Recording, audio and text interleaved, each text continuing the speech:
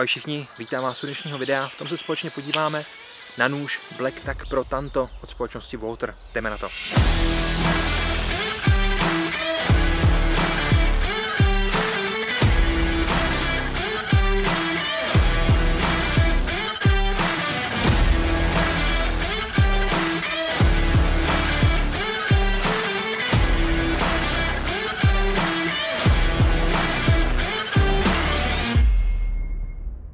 Musím se přiznat, že společnost Walther mě poslední dobou velice překvapuje svýma modelama, jelikož jsou to opravdu velmi zajímavý nože za velmi zajímavé ceny.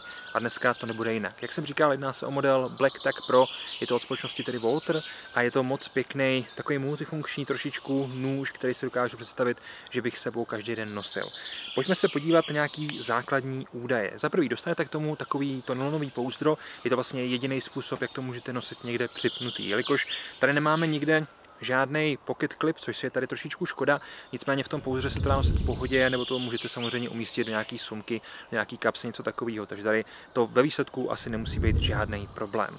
Nůž je poměrně takovej mohutný, když si ho vezmete do ruky, má necelých 200 gramů, asi 190 gramů. Celková délka po tom otevření je potom 21 cm, 12 cm má rukojeť a 9 cm má potom čepel jako taková. Pojďme se zaměřit přímo na ní, jelikož tady už vidíme krásný tvar Tanto, což už nám vlastně napověděl ten název toho nože jako takového. Je to americký Tanto, tady se nám to tady takhle trošku svažuje dolů, jak je vidět, máme tady kombinovanou čepel, to znamená zoubky a standardní rovný ostří. Ta čepel je udělaná z oceli Sandvik 12C27, což není vůbec špatný materiál.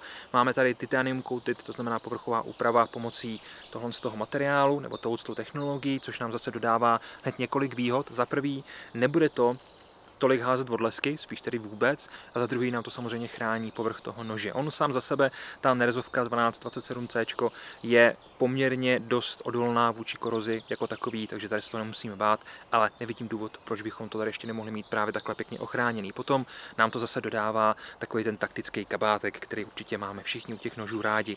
Tloušťka čepele nějaký 3 mm a to otevírání je potom pomocí oboustranného palcového kolíku, takže ať už leváci nebo praváci jsou úplně v pohodě, nemusíte se bát, že byste byli v tomhle smyslu nějakým způsobem indisponovaný. V okamžiku, kdy ho otevřete, tak jak je slyšet, nám krásně zacvakne poměrně dost tuhej liner lock. Musíte si na to trošičku zvyknout, jelikož standardně to nože mají maličko lehčí, tady to opravdu hodně zacvakne a potom se to s tím musíte maličko prát, ale věřím, že se to nějakým způsobem ochodí. Ale díky tomu zase na druhou stranu to máme hezky zajištěný a nemusíme se dělat starost s tím, že by se nám to nějakým způsobem vrátilo do ruky, což by bylo opravdu nepříjemný. Takže u mě úplně v pohodě. Rukojeť, potom, jak jsem říkal, délka 12 cm.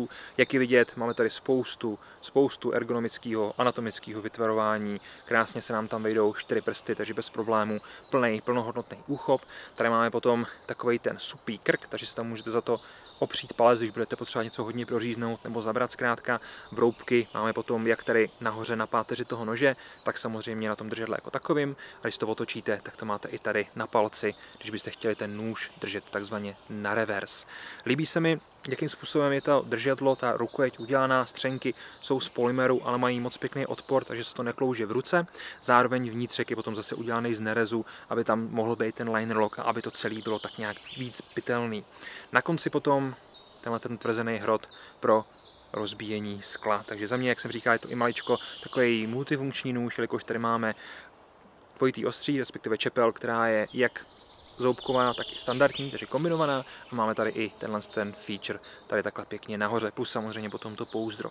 Kdyby vás nůž zaujal, jmenuje se Black Tack Pro ve verzi Tanto, jak jsem říkal, je to moc pěkný nůž, který věřím, že splní spoustu našich požadavků a dokáže nám posloužit v tom, v čem si proto zvolíme. Přátelé, děkuji moc za vaši pozornost, jako vždycky, mějte se krásně a já se na vás budu těšit někdy příště u dalšího videa, takže ahoj.